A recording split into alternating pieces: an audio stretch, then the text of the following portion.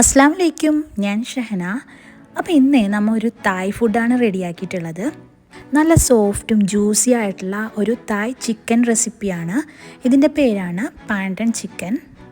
അധികം സ്പൈസി അല്ലാത്തത് കൊണ്ട് തന്നെ കുട്ടികൾക്കൊക്കെ നല്ല ഇഷ്ടപ്പെടും. അതുമല്ല നല്ല ജ്യൂസി നല്ല സോഫ്റ്റും ആയിട്ടുള്ള ഒരു ചിക്കൻ റെസിപ്പിയാണ്. അപ്പോൾ ഇതെങ്ങനെയാണ് റെഡിയാക്കുന്നത് നോക്കാം. അപ്പോൾ ഈ റെസിപ്പി റെഡിയാക്കാൻ മെയിനായിട്ട് വേണ്ടത് ഈ ഒരു ലീഫാണ്.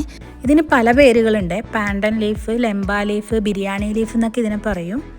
ഇത് മെയിനായിട്ട് ഞാനിവിടെ യൂസ് ചെയ്യുന്നത് ഗീ റൈസും ബിരിയാണിയൊക്കെ ഉണ്ടാക്കുമ്പോഴും പിന്നെ ചിക്കൻ, മട്ടൻ, ബീഫ് ഇതൊക്കെ ഉണ്ടാക്കുമ്പോഴൊക്കെ ഞാനിത് യൂസ് ചെയ്യാറുണ്ട്. ഈ ലീഫ് ഞാൻ ഇടാറുണ്ട്.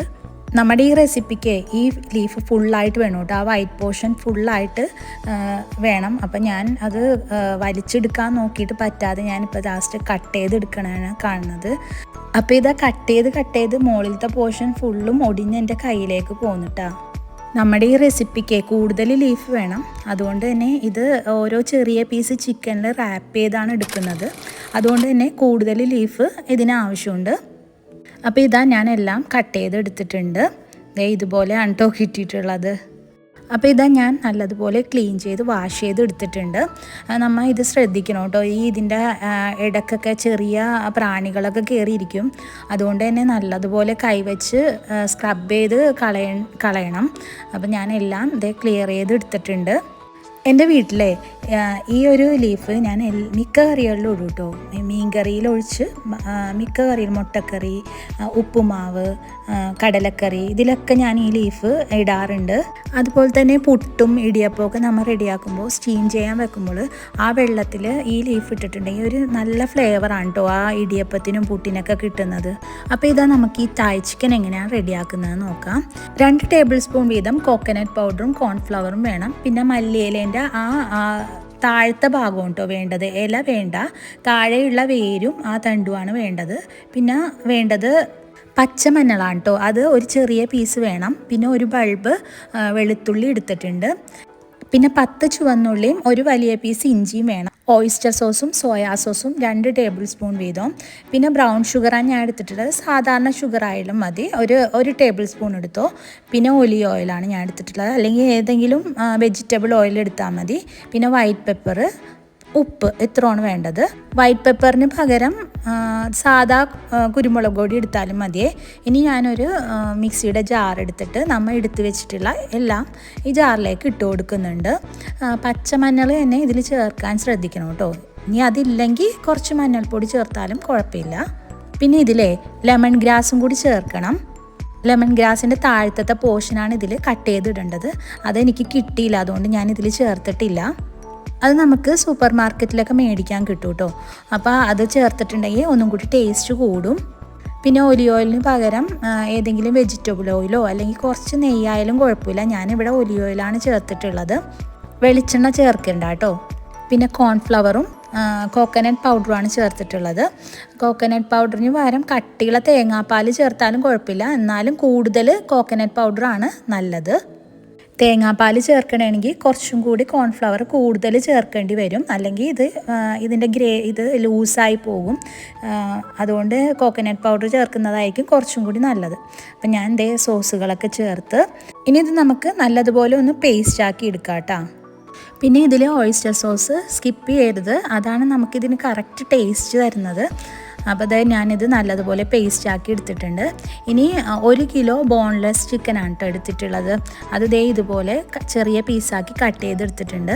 ഇനി നമ്മൾ അരച്ചെടുത്ത പേസ്റ്റ് ഈ ചിക്കനിലേക്ക് നല്ലതുപോലെ കൈവച്ച് തന്നെ എല്ലായിടത്തും ആകുന്നത് പോലെ കുറച്ച് സമയം എടുത്ത് തന്നെ നമുക്കിത് പുരട്ടി വെക്കാം കേട്ടോ. ഈ അരപ്പ് ലൂസാണെങ്കിൽ കുറച്ച് കോൺഫ്ലവർ ഇട്ടിട്ട് നമുക്ക് തിക്കാക്കിയതിന് ശേഷം ഇതിലേക്ക് ഇങ്ങനെ പുരട്ടി വെച്ചാൽ മതി. ഇതിപ്പോൾ ഞാൻ നല്ലോണം പുരട്ടി ഇനി ഒരു 2 മണിക്കൂർ റെസ്റ്റ് ചെയ്യാൻ വെക്കാം. കുറഞ്ഞത് 1 മണിക്കൂർ ഫ്രിഡ്ജിൽ തന്നെ വെക്കണം കേട്ടോ. അപ്പോൾ ഇതാ 2 മണിക്കൂറിന് ശേഷം ഞാൻ ചിക്കൻ പുറത്തെടുത്തിട്ടുണ്ട്. ഇനി നമുക്കിത് എങ്ങനെ റാപ്പ് ചെയ്ത് എടുക്കാമെന്ന് നോക്കാം. ആദ്യം തന്നെ ഒരു ലീഫ് എടുത്തിട്ട് അതിൻ്റെ മടക്കുകളൊക്കെ നമ്മൾ കൈവച്ച് തന്നെ നല്ലോണം ഒന്ന് നിവർത്തി കൊടുക്കണം.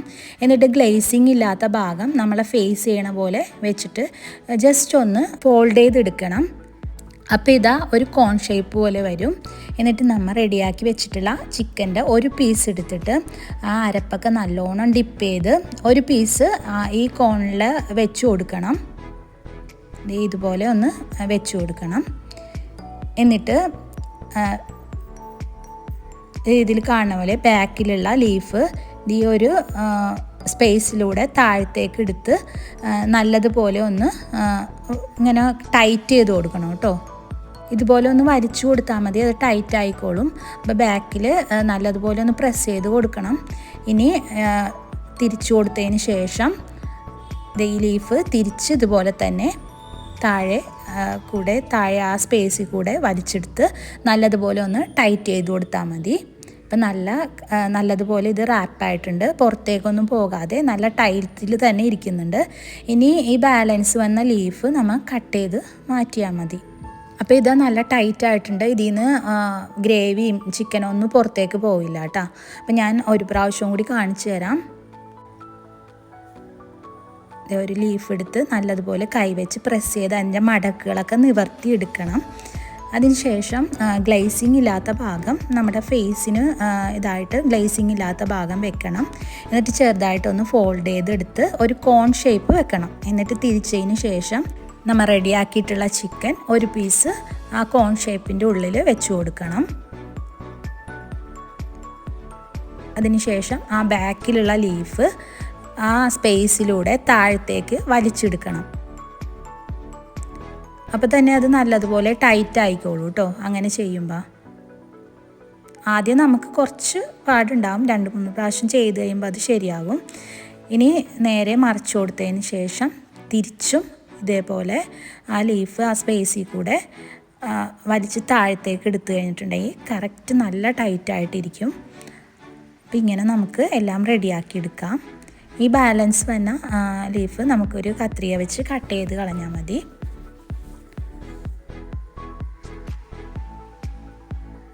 രണ്ട് മൂന്ന് പ്രാവശ്യം ചെയ്യുമ്പോൾ അത് നമുക്ക് ശരിയായിക്കോളും. അപ്പോൾ ഇതാ ഞാൻ എല്ലാം ഇതുപോലെ റെഡിയാക്കി എടുത്തിട്ടുണ്ട്. ഇനി നമുക്ക് ഫ്രൈ ചെയ്തെടുക്കാം. ഇതിന് ഞാൻ ഓയിലാണ് കേട്ടോ യൂസ് ചെയ്തിട്ടുള്ളത്. അപ്പോൾ ഓയിൽ ചൂടാക്കാൻ വെച്ചിട്ടുണ്ട്. മീഡിയം ടു ലോ ഫ്ലെയിമിലിട്ട് വേണം ഇത് ഫ്രൈ ചെയ്തെടുക്കാൻ. അതുപോലെ തന്നെ ഓയിൽ ഭയങ്കരമായിട്ട് ചൂടാവേണ്ട കാര്യമില്ല. ഒരു മീഡിയം ഹീറ്റ് ആകുമ്പോൾ തന്നെ നമുക്കിത് ഇതിലേക്ക് ഇട്ട് കൊടുക്കാം. എന്നിട്ട് തിരിച്ചു മറിച്ചു വിട്ടിട്ട് മീഡിയം ടു ലോ ഫ്ലെയിമിൽ തന്നെ ഫ്രൈ ചെയ്തെടുക്കണം. അപ്പോൾ ഞാൻ കുറച്ച് ഗ്രില്ല് ചെയ്താണ് എടുക്കുന്നത്. അപ്പോൾ അത് എയർ ഫ്രയറിൽ വെച്ചിട്ടുണ്ട്. ഗ്രില്ല് ചെയ്തെടുക്കുമ്പോഴും നല്ല ടേസ്റ്റാണ് കേട്ടോ ഈ റെസിപ്പിക്കുള്ളത്. ഈ ചിക്കൻ നല്ല സോഫ്റ്റ് ആയതുകൊണ്ട് തന്നെ ഗ്രില്ല് ചെയ്തെടുക്കുമ്പോഴാണ് എനിക്ക് കൂടുതൽ ടേസ്റ്റ് തോന്നിയിട്ടുള്ളത്.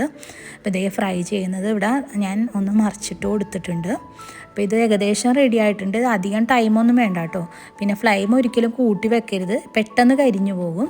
അപ്പോൾ അതേ ഇപ്പോൾ എയർ ഫ്രയറിലും റെഡി ആയിട്ടുണ്ട്. ഇതും നല്ല കറക്റ്റ് കുക്കായി കിട്ടിയിട്ടുണ്ട്. അപ്പോൾ നമ്മുടെ തായ് പാണ്ടൻ ചിക്കൻ ഇവിടെ റെഡി ആയിട്ടുണ്ട്. ഈ ഒരു ലീഫിൽ കവർ ചെയ്ത് നമ്മൾ റെഡിയാക്കിയിട്ടുള്ളത് കൊണ്ട് തന്നെ ഒരു പ്രത്യേക ടേസ്റ്റാണ് കേട്ടോ ഈ ചിക്കനുള്ളത്.